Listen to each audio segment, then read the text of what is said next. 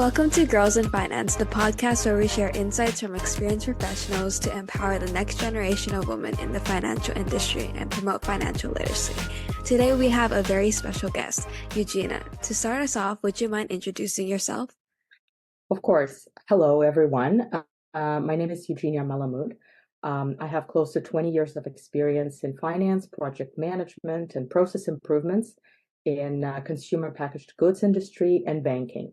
I'm a longtime mentor and volunteer with CIMA Canada, and currently I am the chair of CIMA Canada Board of Directors.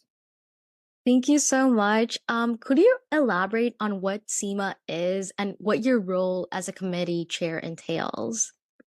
So CIMA stands for the Chartered Institute of Management Accountants and is dating back to 1919. So the organization is 105 years old. Together with AICPA as an association since 2017, we serve 597,000 members globally, of which approximately 1,500 members and students are in Canada. The mission of the organization is to drive accounting and finance into the future while giving the members tools to meet the demand of a changing world. In terms of my role as the chair, it really is a many-folded role. So first of all, I lead the board of directors. We have 15 people on the board.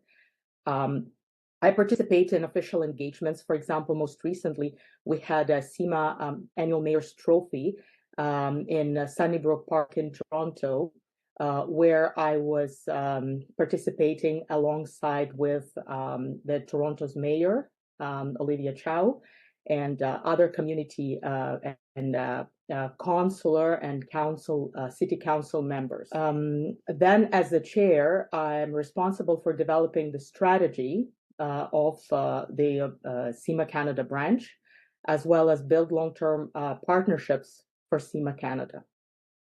I would like to ask, why did you decide to take on this volunteer role?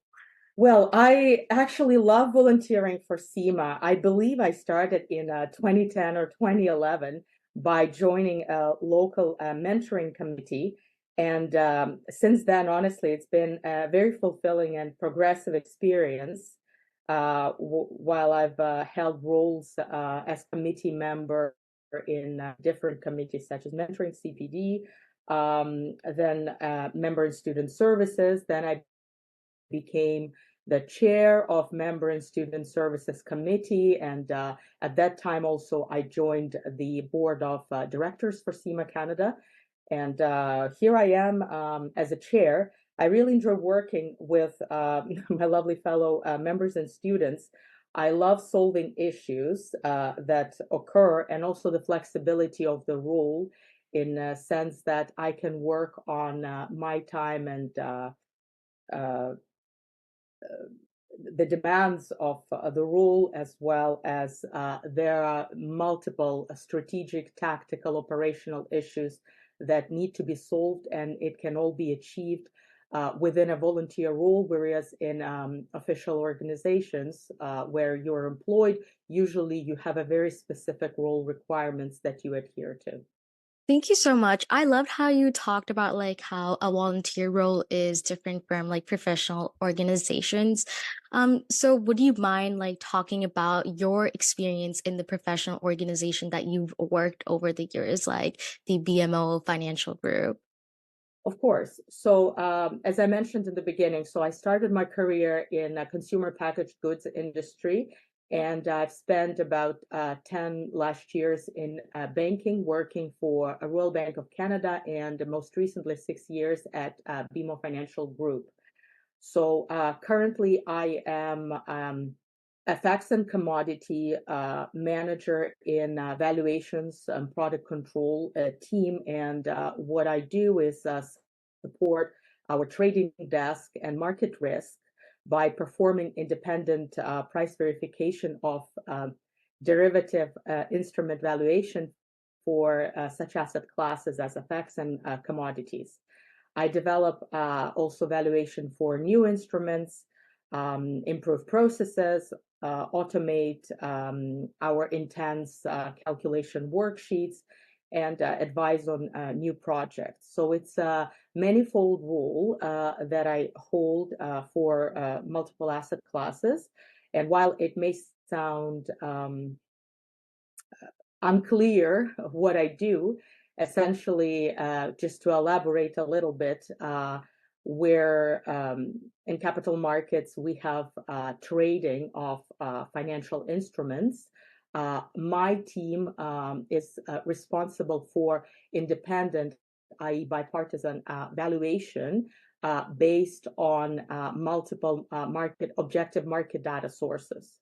I see. I would love to know more about how your day-to-day work life looks like, especially considering the fact that you're also the board chair. So I would love to see how that affects your day-to-day work life. Well, it really one day is not the same as the other, especially as I'm juggling both official role and my volunteer role as well as the family.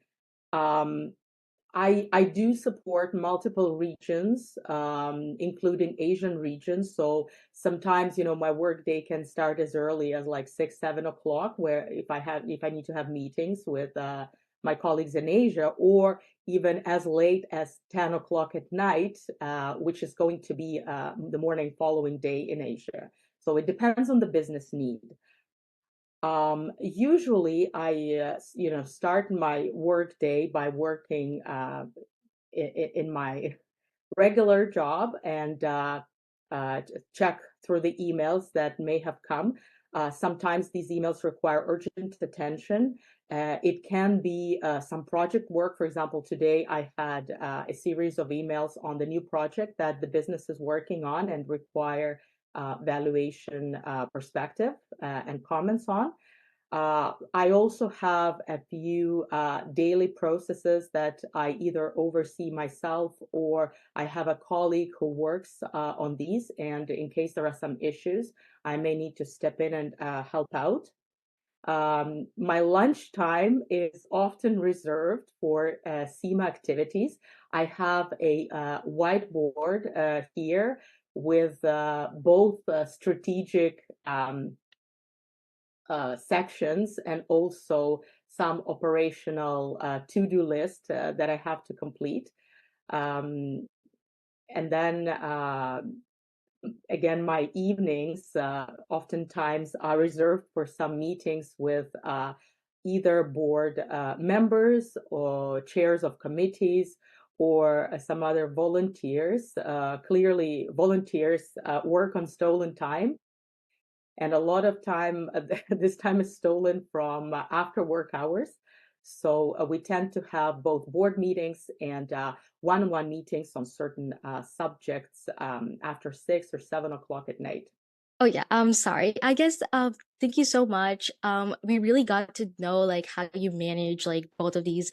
I guess you could call them both like actual jobs because they require full-time attention. And it's also really nice to see how every day isn't the same because some people have this stereotype, especially in the banking industry, that each day is gonna look the same. It's like a typical 9 to 5 job. But I feel like for people who are not like that and who are looking to explore more, this will be perfect for them because each day is going to be different. But like, I guess moving on for this whole thing, like, I think you previously mentioned how in our conversation while we had in our personal introduction meeting that you had a mentor like that played an extremely important part in your career and where you are. So, how important do you think having a mentor is in the financial industry? So first of all, I want to say that having a mentor may not be enough, really. I also volunteer for Junior Achievement Central Ontario, where I go and meet school-aged children and talk to them about careers and some tips and tricks on, how to find jobs, how to do networking, and also we were asked to provide our insights on the importance of mentorship. So I would like to share, some tips that I share with school-aged children because these are really universal. So I always tell everyone who asks about mentorship is that I believe that everybody can benefit from having a mentor or multiple mentors, not necessarily the financial industry, in any industry whatsoever. And why I say you need potentially more than one is because you may want to have a mentor for all aspects of your life and career. It can be also anyone. It can be your friend, even your parent, co-worker, manager, etc. It just has to be the person you trust and feel comfortable with sharing. And you can work with a mentor on a specific topic that you can trust them upon, or if you think you can benefit from their own experience as a role model, for example. Sometimes you are offered mentorship services, if you will. For example, when I shared that on LinkedIn that I became the vice chair of the board of CIMA Canada, one very senior person reached out to me and offered, to help mentor me through my path towards and including the chair of CIMA Canada board. And because the person is a strategic leader himself and is very familiar with CIMA as organization, I was more than happy to accept this offer. My mentor that I mentioned to you, Karen Stephen, was on the board of directors of CIMA Canada alongside me. She was the chair of the board when I was a member of the board and a chair of a committee. So asking her for certain inputs on, problems that I wasn't comfortable with solving on my own was my privilege. Having her support was actually invaluable. But also on some other matters, for example, for your work and career growth, you might want to get a mentor from the industry. And here I want to say it may not necessarily be the person from your own organization, because like I said, trust, and also you need to be comfortable sharing all pieces of information with your mentor. If you're hiding, for example, that the environment where you work in is either toxic or you do not like the team, then you may not get the full advice that is going to benefit you down the road. So the value of this mentoring session may not be complete. That's why I'm saying, getting a mentor from the industry, but outside the organization, may allow the person to be more open with what they want to and what they're say. Lastly, in the mentoring relationship, having been a long-time mentor, it is extremely important from the mentee to be consistent, diligent, and persistent with the mentoring relationship. So I want to say that the onus on reaching out to mentor, in keeping in touch, in following through on the assignments that are given, they all lay on the mentee. So it's extremely important that you take this relationship seriously and do the homework that you're given, and also come prepared for every session with questions, concerns, or things you want to discuss with your mentor. Thank you much for sharing about how important a mentor is and your perspective towards it. I was just wondering, to wrap things up, but how should someone our age go out to seek a mentor or ask someone to be their mentor, as I feel like it might be a little bit daunting for someone for the first time to ask someone initially. And I was wondering what your thoughts are about it. I can fully appreciate that the more time you spend in the workforce, the more connection and more comfort you get over reaching out to people you don't know. However, I do want to say that, and this is something that has been said to me over and over again on multiple occasions, is do try not to be shy reaching out to people. Usually, senior people, they may look scary, but or their pictures on LinkedIn, but most of them are very friendly and they're happy to spare a bit of time to help you. The key here, like I mentioned previously, is being very specific, very uh, polite and prepared for when you reach out. So you need to know exactly what your ask is, and just politely ask for 10, 15, 20 minutes of a person's time.